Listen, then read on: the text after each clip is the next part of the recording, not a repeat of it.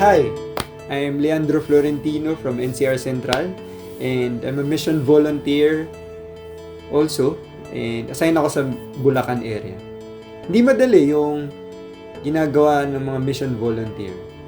Kailangan magpunta sa mission area, kailangan magpa-household, activities, and kailangan mong kausapin din yung mga members.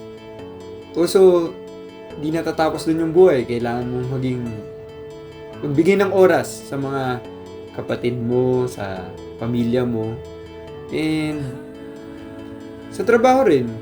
Bilang young professional, kailangan may work para makapag-provide pa rin. Dumating sa point ng buhay ko na napatanong ako na, ba't ko nga ba ginagawa to?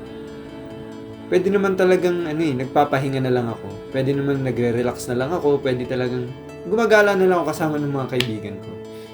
But the Lord affirmed me through our CLS last year. Maraming takot, maraming pag-aalala, pero nangyaring lahat dahil sa grasya niya. Praise God kasi ma-attend na yung mga members namin simula nung mga nag-CLS sila. Up until now, actively ma-attend sila sa mga ganap namin. Maraming bagay man yung di ko naiintindihan sa buhay ko ngayon. Pero alam kong Diyos lang ang bahala sa lahat. Naniniwala na may maganda siyang plano sa buhay ko. At kakapit sa Kanya. Patuloy na kakapit sa pag-asa.